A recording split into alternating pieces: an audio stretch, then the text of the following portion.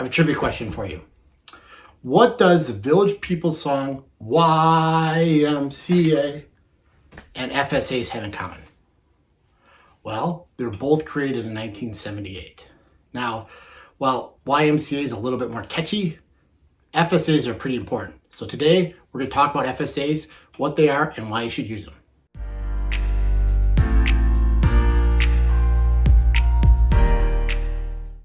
Hi, my name is John, and I'm your healthcare hacker, as well as a FFU, a former FSA user. Okay, that was a bad joke, and I won't sing again, I promise. But before we get started talking about FSAs, please take a minute to like this video and subscribe to our channel.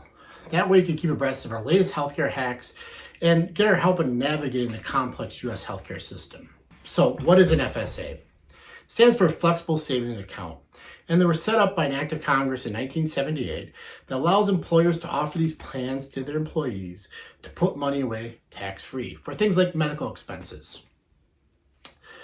Now, if you don't have an employer that offers an FSA, or you're self-employed or retired, well, spoiler alert, this video really doesn't apply to you. You have to have your employer offer an FSA to be eligible.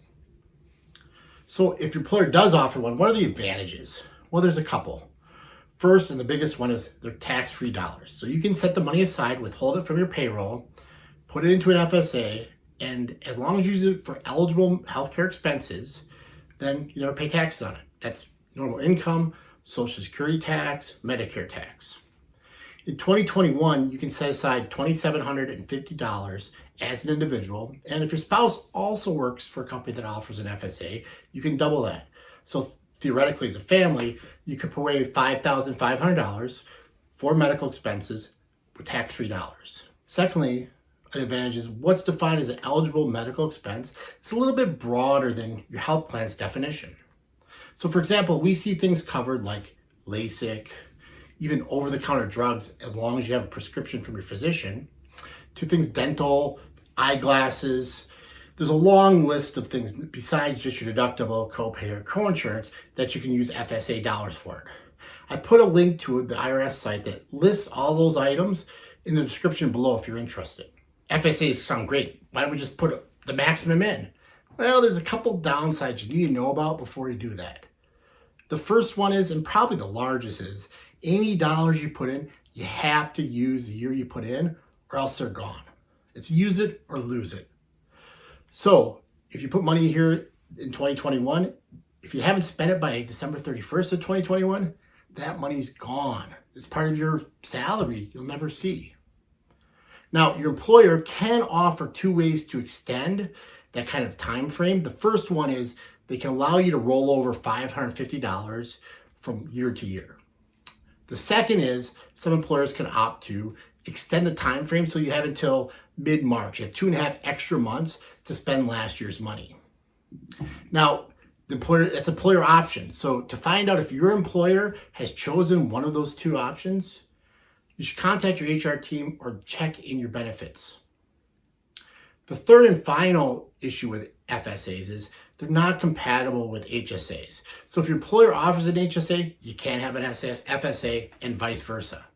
So they don't mix well with each other. You're going to be able to save dollars tax-free for healthcare. It's just a matter if it's an FSA or an HSA. So, should you use one? It depends. I don't use an FSA. Now, the reason why is my employer doesn't offer one, so I'm just not eligible. But if your employer does offer one, you should think about using it on a couple conditions. The first criteria you should think about is, are you going to use those dollars? If you're confident you're going to use whatever money you put in FSA, then you should absolutely use it. So if you're taking things like prescription drugs on a regular basis and you know you're going to have some expense, you have a planned surgery, you should definitely put your dollars in for the FSA. And likewise, if you're relatively healthy and you don't have any major healthcare expenses, or you're not sure you're going to stick it out with your current company throughout the year, you maybe shouldn't use an FSA. Now, you're foregoing a tax savings, but it might be better than losing that money altogether. So think about it. Think what's best for you and when you decide whether to put money into your FSA and how you want to use it. If you have any questions about FSAs or anything else I covered in this video, please leave them in the comments below, and we'll try to cover them in the future episode of Healthcare Hacks.